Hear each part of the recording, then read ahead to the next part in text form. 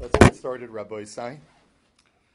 Yesterday, we saw on Daf Kuf Nun Gimel a Mishnah. The Mishnah had told us that if, let's say, a person comes forward with a shtar, a note that says that all of Plony's assets were given to him as a gift.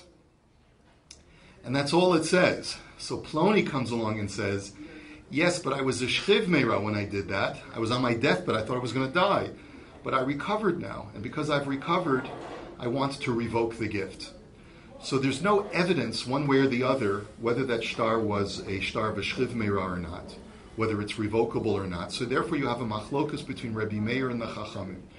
Rabbi Meir holds that the gift it cannot be revoked unless proof is brought that the guy is a shchiv meira, that was a shchiv meira.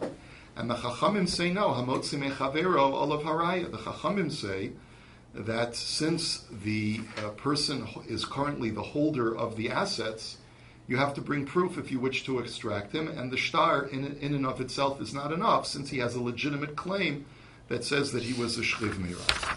So the Gemara's question now is on Daf, on the bottom of Kuf Nun Gimel Amid Beis. We look just the Gemara quotes that the Chachamim statement, and the question at the very top of Kuf Nun Dalet is Raya B'mai. What evidence has to be brought to bear? In other words, when we said Hamotzi Mechavero Olav Haraya, what proof does the claimant have to make producing the shtar in order to be able to use the shtar? Rav Huna Amar Raya Be'edim. Rav Chisda v'Rabbi bar Rav Huna Amri Raya B'Kiyum Hashtar. So Rav Huna says that the person with the shtar is going to have to produce evidence that the guy was not a shchiv meira when he made the gift, and that'll be able to allow him to extract the money because basically it's then an out-and-out gift that's irrevocable. And Rav Chisda and Rabbi bar Rav Huna say he'll have to just bring a raya that the shtar was written kosher, meaning all he has to do is bring witnesses to validate the shtar. And he doesn't have to prove that the guy was a healthy person, and that in itself is a substantiation of his claim. Well, let's now understand this better. And it's going to get a little intricate, so I'll ask you to try and hold on as much as you can. Rav Huna Amar Raya Be'edim Kamiflagi Beplug to the Rabbi Yaakov Rav Nasan. Rabbi Meir ke Rabbi Nasan v'Rabbanan ke Rabbi Yaakov. Rav Huna says, if you remember yesterday's daf, or for those who weren't here for yesterday's daf, the daf had told us that there's a machlokus in this exact case. When a person says, I was a shchiv meira, and now I'm healthy, and I only gave the gift because I thought I was going to die, but now that I recovered, the gift is revocable. So this is a machlokus between Rabbi Meir and, Rabbi Nassan and Rabbi Yaakov. Rabbi Nassan says, sorry, the fact that you're healthy now is an indication that you were healthy previously when you made the gift, and therefore you can't now claim that your condition was different. And that's consistent with Rabbi Meir, who says that the shtar is actionable and can be used to extract the gift. The Rabbanan, however, hold like Rabbi Yaakov, and they basically say no. That it's a legitimate claim to say that when I made this gift, and it's such an unusual gift, it's a gift where it says, I divest all of my assets and I give them to Plony. So in that situation, even though he's healthy now, we believe him because he's the holder of the assets, and the other guy has to prove that he was not a shchiv meira at the time. So that's the one way of understanding it. Rav Chisda v'Rabbi bar Rav Huna Amri Raya B'Kiyum Hashtar Kamiflagi B'Moda B'Shtar Shekasvu Tzarach L'Kaimo. Now the Rav Meir Savar Moda B'Shtar Shekasvu Eino Tzarach L'Kaimo. And the other way of looking at this machlokus is that it's not necessary to prove that the guy was healthy in order to use the shtar. All you need to prove is that the shtar was validly drawn and signed by witnesses. And once you can bring witnesses to declare and base them, that is our signature, then the shtar is actionable and it can be used to collect with, and that's all that's necessary. And what is the machlokas? Mod b'shtar shekasvo tzarach l'kaimo o eno tzarach l'kaimo. Now this terminology, really, the way I'd like to express it in English is as follows. A person says, yes, that's a shtar that was drawn up. Yes, it's a correct shtar. I remember writing up that shtar. But, and then fill in the blank. In other words, the but is, yes, we wrote up the shtar, but it's not an actionable shtar because of mitigating circumstances. So is that a valid claim or not? So the Chachamim say that's a valid claim. Yes, it's true, I wrote up the shtar and I gifted you with that shtar all my assets, but it was only under the pretense that I was going to die. But now that I've recovered from my illness, the shtar is no longer actionable. Rabbi Meir says, once you've acknowledged that you wrote the shtar, game over. There are no ifs, ands, or buts. Once you've acknowledged that the shtar is valid, you can't qualify it any further, and therefore, if you said that the shtar was written up legally, the guy can collect with it. The fact is you were a shchiv meira. We don't see that in the shtar. You didn't qualify it in any way in the shtar, and therefore the shtar is actionable. So that's the machlokas. Rabbi Meir holds the shtar is actionable. The Chachamim say it's not actionable, and that's the machlokas. Frek the Gemara v'hifliga b'chad zimna. But one second, why do you need to write this machlokas? According to the way you're explaining the machlokas now, why does this have to be written a second time? We already know from Maseches Ksubis that there's such a machlokas. The Tanya, ein ne'emanim lepos lo divrei Rabbi Meir v'chachamim omrim ne'emanim. There's a machlokas over there when it comes to witnesses. Witnesses come along, and there's a claim that this shtar is not actionable. So the defendant comes along, and he brings the witnesses, and the witnesses say, yes, we signed that shtar, but ... But either we were coerced to sign the shtar, or we were not valid witnesses to sign the shtar because we were related to one of you, or whatever argument they make, or we were minors at the time when we signed the shtar, whatever argument they make. So there too, Rabbi Meir says, once they validated the shtar, they cannot add any buts, and the shtar is actionable. And the Chachamim say, Hapeh sha'asar hu hapeh shehitir. That's the language the Gemara uses in Ksubas. The mouth that says that this is forbidden is the very same mouth that says that it is permitted. Meaning it's almost like the argument of Migu. Yes, believe me. Believe me that just like you believe me that I said that I signed the shtar, believe me also that when I signed the shtar, it was not a legitimate shtar for me to sign.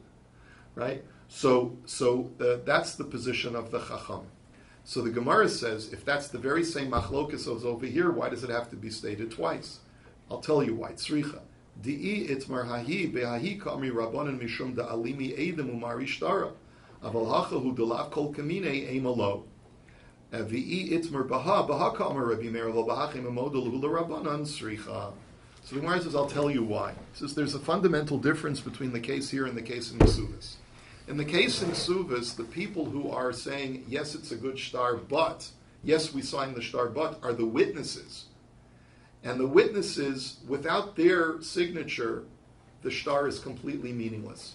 So if I only had the machlokas in Ksubas, I would have thought, there's much more power to the argument of the Chachamim, that if you're going to believe that it's their signature, believe their but as well. Because without their testimony, the shtar is meaningless. But over here, in this case, right, it's the argument of the party of interest, of the defendant. And he's the one who's saying, yes, I gave you the shtar, but.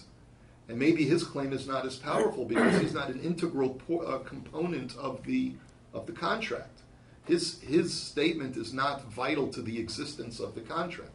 And therefore maybe his but is not as credible.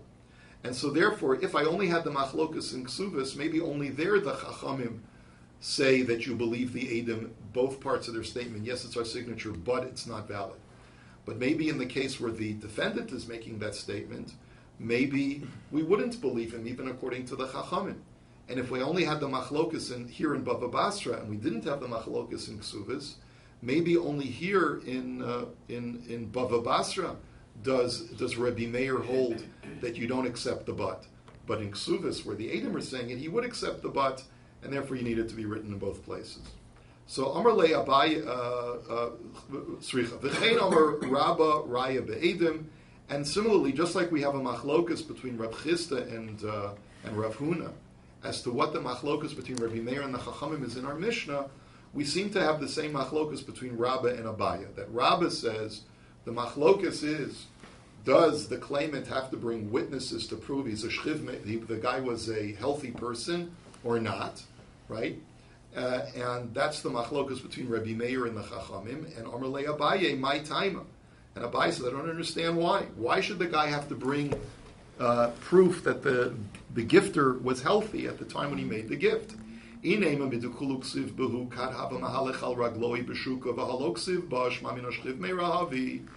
you'll tell me it's because of the absence of text in the shtar. Normally, when a person writes a shtar making a gift, he says, I was of sound mind and of sound body. Right? Or the language of the Gemara, that I make this gift as a healthy person who walks on his feet in the marketplace. Right? And this shtar does not contain that text. So maybe that implies that he was a shchiv meira at the time, and that's why we invalidate the shtar. But wait a minute. Adarabba midukulu ksiv behu kad kotziv v'rami ba'arsei v'halo ksiv ba shmamina bori havi ikalamei marhachi v'ikalamei marhachi ukimimoni b'cheschas mari. So Abaya's argument is, but you can make the opposite argument. This shtar has no text to describe the health state of the gifter. Maybe, normally, when a person is making a gift of a shchiv meira and he wants to write a shtar, he would normally say, I am writing this shtar as a gift because I am a shchiv meira in my deathbed. And that was also absent in the text. So maybe you can infer just the opposite, that he was healthy. And the answer is that you can't infer anything from the shtar. And therefore we say, Hamotze mechaver olav haraya, because we place the money on its chazaka. And that's basically Abaye saying that that's the position of the Chachamim. And therefore, the only machlokus between Rabbi Meir and the Chachamim would be, is do you have to be Makayim the shtar or not? And it seems like from Rabbi Meir, that Rabbi Meir's point is, at least the way, it seems the way that Abaye is arguing it, is that according to the Chachamim, you allow the person to remain the muchzak because the shtar has not been mikuyam, has not been substantiated. And according to Rabbi Meir, you need to, you don't need to substantiate the shtar. You let the shtar stand as is, and you let him collect with it. And the Gemara now says, uveplukta the Rabbi Yochanan, uveplukta, the same machlokus between Rav Huna and Rav Chisda, as to what the Chachamim and Rabbi Meir are arguing about, is the same machlokus between Rabbi Yochanan and Reish Lakish. The Rabbi Yochanan Amar Raya be'edim, Rabbi Shimon ben Lakish Amar Raya be'kiyum hashtar. That Rabbi Yochanan says, what are they arguing about? What is the proof that the Chachamim require the claimant to bring in order to collect his gift? So the Rabbi Yochanan says he has to bring edim, that the guy was healthy, and Rabbi Meir says he does not have to bring edim, and Rabbi Shimon ben Lakish says no, that's not the machlokes. We assume that the guy can collect on the shtar once he substantiates the shtar. And once he validates the signatures on the shtar, he doesn't have to bring proof that the guy was healthy, since the shtar does not contain anything. So, Eisvei Rabbi Yochanan l'Reish Lakish. Now, Rabbi Yochanan is going to challenge Reish Lakish based on the following story. Ma'isa b'bnei Brak be'echad shemachar b'nichsei avav u'meis. So there was once a case where there was an estate. The estate had not yet been, the father died. He left over an estate to his children. They had not yet divided the estate among themselves. And they all basically had a controlling share in the estate. One of the sons decided on his own, unilaterally, to sell off a portion of the estate, which was his right, but he would have to have it deducted from his share. Va'amdu alav b'nei mishpacha v'iru lomar katan haya b'shas misa. But here's what happened. The other family members tried to invalidate the sale by making the argument that when our brother sold the property, he was a minor. And what happened is that this brother who sold the property died shortly after he sold the property. So there's no way to verify whether he was a minor or not.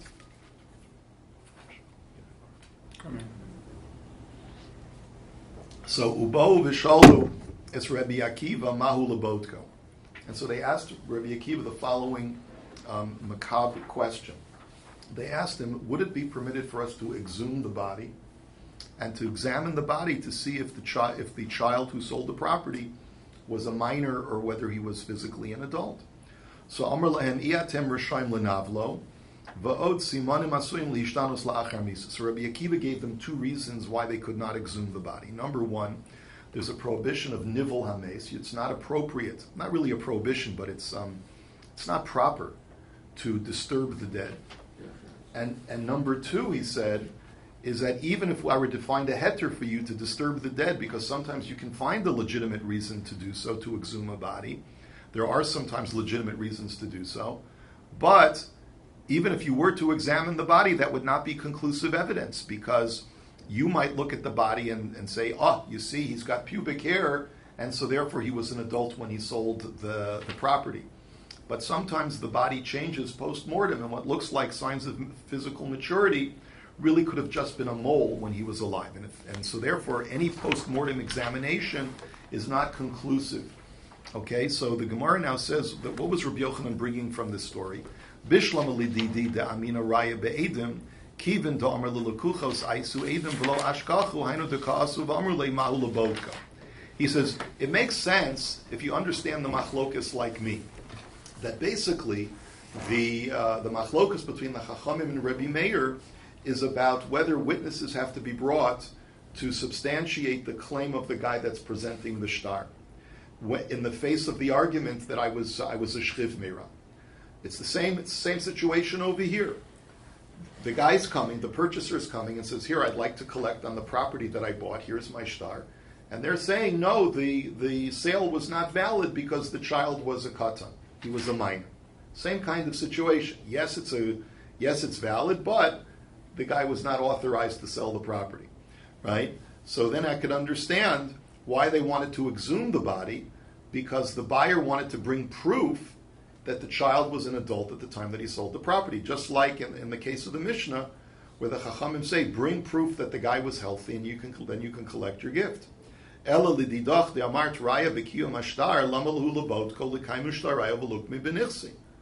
according to you, Reish Lakish, who says that you don't have to bring proof that the guy was healthy. All you have to bring proof is that the shtar was written up legally, and they just get the Edom to substantiate their signatures, and that's all that's necessary. So why was it necessary to exhume the body?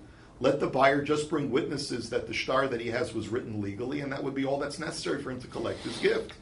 So the Gemara answers on behalf of Reish Lakish. Mi sabras nichsi b'cheskas b'nei mishpacha kaimi b'kasu lukuchos imari uma'arari. Nichsi b'cheskas lukuchos kaimi b'kasu b'nei mishpacha b'karma arari. So Reish Lakish will tell you, you got the whole story wrong. The story was not where the buyer was coming to say, give me my property. The story was where the buyer had already taken possession of the property that was sold. And now the family is coming and saying, get off our property, because the brother who sold it to you was a katan and was not authorized, was not able to halachically to sell it to you. And that's the reason. Who wanted to exhume the body? It was the family who wanted to exhume the body, not the buyer. The family wanted to exhume the body to bring evidence that the child was a katan, that he was a minor when he sold the property. And therefore there's no issue of being makayim the shtar. The shtar here is not in question. The buyer has already established a foothold on the property as the legal owner. And they need to bring evidence that the whole basis of his establishing ownership was illegal. So it's got nothing to do with the shtar. Everyone admits that the shtar was legal. Now we as the extractors have to now bring proof that the guy who sold it to you was a minor. That's the reason why. And the Gemara says that Reish Lakish's interpretation of the story makes more sense, because remember what happened. They went to Rabbi Akiva, these people, and they said, we would like to exhume the body. And Rabbi Akiva's response was, you're not allowed to desecrate the body, to disturb the body. And they were silent. They didn't have a response to that. So Iyomart b'shlama b'nei mishpacha kama ari mishum hachi ishtiku. Ela Iyomart l'kuchos kama ari amai shasku lemru le'anan zuzi yavin and le'linvil v'linvil. He says, if you're going to tell me that it was the family members who were silent after Rabbi Akiva said it's not right to disturb the body, then I could understand why they were silent. But if you're going to tell me that it was the buyer who is now trying to get his property that he feels that he bought from one of the brothers, and Rabbi Akiva says, well, it's not right to desecrate the body, the buyer could say, listen, he's not my brother. I don't care about his honor. I don't care about his being desecrated. I have a legitimate financial claim, and if the financial claim can only be upheld by exhuming the body, exhume the body, right? And there he would have a legitimate taina to that. So the Gemara says, you see from here that it's more likely that the people who were seeking to do the exhumation were the family members and not the buyer. The Gemara says, no. Imi shumha lo iria. Hachi kamer lahu. Chada di'atem rishayim lenavlo va'od. V'chitem rezuzi shakal linvil v'linvil simonim asum lishtanos la'achar misa. The Gemara says that's not really such a good raya, because really the way I could interpret the story is that it was the buyer who wanted to exhume the body. Why did Rabbi Akiva say you shouldn't desecrate the body? They weren't silent. Rabbi Akiva basically told them, listen, it's not right to desecrate the body. And maybe you'll say, well, we have a financial claim and we have every right to exhume the body and disturb the remains. That was why Rabbi Akiva had to come up with the second answer. The second answer was, even if you do exhume the body, you're not going to have conclusive evidence because the body changes post-mortem so that you cannot ascertain whether the child was an adult or was a minor at the time. Okay, Shal Rabbi Shimon ben Lakish is Rabbi Yochanan. Zusha shenuya b'mishnas bar kapara. So Reish Lakish asked Rabbi Yochanan the following question. He says, we have this teaching of bar kapara as follows. Shahaya ochel sadeh uba b'cheska shehi shalo the karlov echad ar lomar shalihi v'hotzi zes ona lomar shemachartoli o shenasatoli b'matana. So we have the following situation. A guy has been living on a field for a significant period of time, and then all of a sudden, with the assumption that the field is his, all of a sudden a guy comes along and says, hey, this is my field, what are you doing on it? And the guy says, what are you talking about? Here's a shtar that proves that you sold it to me or that you gave it to me as a gift. So im amar eni makir b'shtar zemei oilam yiskayim shtar b'choisma. So Bar Kapara taught that if the claimant says, I don't know what you're talking about, I never wrote such a shtar, this is a forgery, and the guy who's living on it admits that he bought it from him, so then he just has to bring evidence that the shtar is legal by producing the witnesses who signed the shtar, and then everything is okay. But im amar shtar pasim huzeh, o shtar amana shemacharti lecha v'lo nasatu li damim im yesh edim elach achar edim v'im lav elach achar shtar. But let's say the claimant doesn't say that. He doesn't say, I never saw the shtar before. He says, yes, it's true, I gave you the shtar. But, right? You remember this but, right? I gave you the shtar, but it's not a valid shtar. You know why? Because there's two types of things. One's called a shtar pasim, one's called a shtar amana. A shtar pasim is, let's say you ever see a guy who says, here, take a picture of me in front of this big mansion. I want people to think that I'm a wealthy guy, right? So we have the same thing in the times of the Gemara. A guy would say, do me a favor, write that I own a portion of your estate so that I can show this to my to people as like a letter of credit that I can show to people who will lend me money. People will think I'm a wealthy man. But it's not really a valid shtar. It's not really that I own your property, but I want you to write it anyway. That's what a shtar pasim is. A shtar amana is an extension of a contract, of a deed, on the assumption that the guy will come up with the cash. He says, listen, I wrote the deed and gave you title to the property because you promised me that the following day you were going to bring me the cash, but you never showed up. So therefore, yes, I gave you the shtar, but the shtar is not legal in the sense to make you the owner. So what's that? So Lema Rebbe Meir he domer moda b'shtar shekasvo enot tzarich lekaimo. So basically, the Bar Kapora had said in that case that the guy does not have a valid claim. Once he admits that he wrote the shtar, he cannot later say, but, unless he brings Eidim to substantiate the but. But if he just says, yes, I wrote the shtar, but, that's not good enough. So this seems to go like Rebbe Meir, not like the Chachamim. Isn't that what you would say, Rabbi Yochanan? So, v'lo Rabbanan. So, Amar le'lo, shani omer divrei hakol moda b'shtar shekasvo eno tzarech l'kaimo. So Rabbi Yochanan says no. He says something very bizarre. He says, I hold that once a person has admitted that a shtar was written legally, the shtar does not have to be substantiated, and we don't accept any but claims. So, wait a minute. But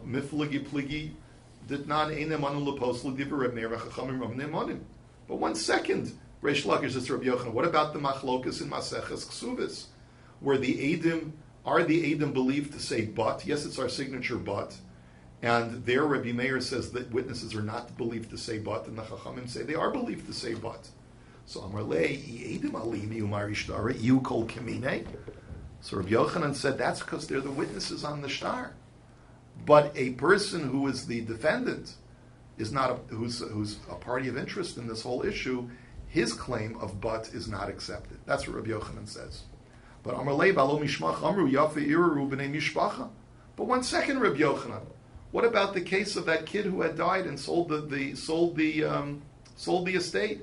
They say in your name that the family has a valid claim if they say that he was a minor. Yes, it's a valid shtar of sale, but he was a minor, and therefore you can't take possession of the property. So Amar Lei Zu Elazar Amra Anilo Amarti Davar Zemi Olam.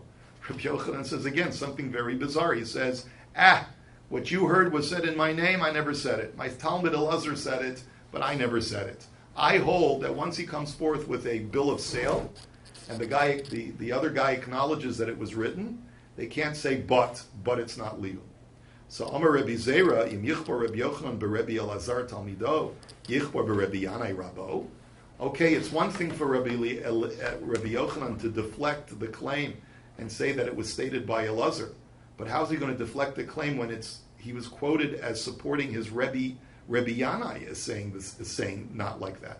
The Amar Rebbe Yanai Amar Rebbe Moda Bishtar Shekasvo Tzarech Lekaimo.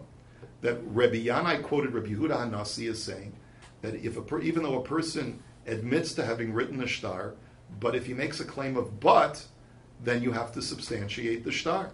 Amar Le Rebbe Yochanan Rebbe Lo Mishna Seinu Hizu v'Chachamim Omrim Amotze Mechavero Olav Haraya Ein Raya Ela B'Kiyum Hashtar. He says, and Rebbe Yochanan said to Rebbe Yanai, and he said, yes, that's right. That's the shita of the Chachamim in our Mishnah, who say that even though the guy has a valid shtar, but since the guy is saying, but I was a shchiv meira when I wrote it, he said, but hamotzi mechaver olav haraya, bring proof that I was a bari, and then I'll give you the estate. Beram nirin divrei Rabbeinu Yosef, the Omer Rabbeinu, but the Gemara then says, so how's Rabbi Yochanan going to get out of this? He's clearly it's demonstrated that he's clearly contradicting himself. In one place he says that I hold that according to everybody, once you acknowledge that the shtar was written legally, you can't say but. And here it seems like he's saying that the Chachamim say you can say but I was a shchiv meira, and therefore you can't collect on the shtar. Beram nira, so therefore Reb Zera answers like this. Beram nirin divrei Rabbeinu Yosef, the Amar Rabbeinu Yosef, Amar Rav Yehuda Amar Shmuel, zu divrei Chachamim, aval Rabbi Meir Omer Moda Bishtar Shekasvo shetzarech lekayemo. Umay divrei hakol derabanan legabi Rabbi Meir divrei hakol he. The answer is that Rabbi Yochanan had a different girsa in our Mishnah. Our Mishnah is represented as saying that according to Rabbi Meir, once you present a shtar and you acknowledge that it was written, there's no buts. And the Chachamim say that we do accept the but. Rabbi Yochanan says, no, it's just the opposite. Rabbi Meir is the one who says that you can say but, and we accept that argument. And it's the Chachamim who say that once you acknowledge that the shtar was legally written, that you wrote the shtar, there's no ifs, ands, or buts, that you can't qualify the shtar. The shtar is now actionable and you could collect with it. And when I said that everyone holds that, I meant to say that since it's the Chachamim versus Rebbe Meir, we always go like the Chachamim over Rebbe Meir. But wait a minute, says the Gemara, but that's not what the Girsa is in our Mishnah. Our Mishnah says that the Chachamim are the one who say that you can make the claim of but and not collect on the shtar. The Gemara says, Epoch. All right, I have a different Girsa in the Mishnah, reverse the opinions. But what about the Brisa in Ksuvis, where it's a machlokus whether Eidim can invalidate the shtar by saying but? I also hold that you reverse the opinions, and it's the Chachamim who say that the witnesses cannot invalidate the shtar. Once they said that the shtar was written, they signed it, they can't say, but we were not legal. We don't accept the but. But one second, Rabbi Yochanan, you yourself had said that proof has to be brought with witnesses to prove that the guy was a bari. And if not, you can't collect on it. So the Gemara says, there too, Epoch. No, I hold that once the guy can prove that the shtar was written legally, No other proof has to be brought. It's completely actionable. And the guy who claims that he received the gift does not have to prove that the guy was a healthy person. All he has to do is substantiate the shtar, show that it was written legally, and he can collect on the gift. Which basically he's saying that the machlokas that was cited in my name between myself and Reish Lakish, you reverse it. I'm the one who says that all that has to be done according to the Chachamim is to prove that the shtar was written legally, and no other proof has to be brought. But lema leipoch nami tiyufta. But the Gemara says, well, if you're reversing everything, then when Reish Lakish asked you a question based on that story of the kid who died after he sold the property, right? It was said it was a kasha from you, Rabbi Yochanan, to Reish Lakish. And that whole question only made sense because Reish Lakish was the one who said that the claim only needs to be substantiated, the shtar only needs to be substantiated by Eidim, but no other testimony has to be brought to bear. So the whole question was, why did you need to exhume the body? But if now you're saying that, if you're maintaining that position, isn't the question now on you and not on Reish Lakish? So the Gemara says, lo. Hachi ka'amar le Rav Yochanan Reish Lakish. So really, no. Rav Yochanan was saying to Reish Lakish as follows: Bishlama lididi da'amina raya b'kiyam ashtar hainu demishkachas la denachti lukuchas l'nechasim ela lididach de'amart raya be'edim eicha mishkachas la denachti lukuchas b'nechasim. So Rav Yochanan's question to Reish Lakish was like this: I understand the story, like the Gemara had suggested previously, that the story was that the buyer who bought the portion of the estate from the brother already settled that property that he purchased, and Rabbi Yochanan says basically to Reish Lakish, it makes perfectly good sense how he could establish ownership on that property with just having the shtar, because I hold that he has a low threshold of evidence. All he needs to show is that the shtar was written kosher, and he can maintain residence. But according to you, Reish Lakish, who says that he has to bring further evidence that the seller, the brother who sold it, was an adult when he sold it, how could the family ever have allowed the guy to actually maintain residence, to attain residence on the property? So Amarle Modina Lach Be'ar de Bnei Mishpacha Delav Arhu Maikamri Katan Haya Chazaka Ino Edim Chosin Al Ashtar Ela Imkein Naasa Gadol. And so to that, Reish Lakish responds to him and says, no, I will acknowledge to you that if the family claims that the brother who sold it to you was a minor, that even though normally I hold that the Chachamim require evidence against the claim of but this is not a valid claim, and this kind of claim of yes, he sold it to you, but he was a minor, because there's a chazaka that when a person sells a piece of property, or when a person does any kind of transaction that requires Adam to sign on it, Adam are not going to sign on a piece of paper if it was not done in a legal fashion. And so therefore, if this child was allowed to sell the property, the Adam would have seen that he's a minor. They never would have signed on the piece of paper. So the very fact that the buyer held the piece of paper was in itself reason enough for the Beis Din to allow him to settle the property without requiring any further evidence that the child who sold it to them was an adult when he sold it. And therefore, Reish Lakish would agree in that situation. Under normal conditions, says Reish Lakish, if the claimant says, yes, it's a valid shtar, but, then we give credence to that claim of but.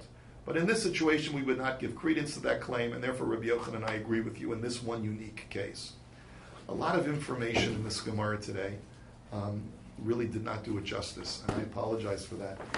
But hope you got something out of it. Have a wonderful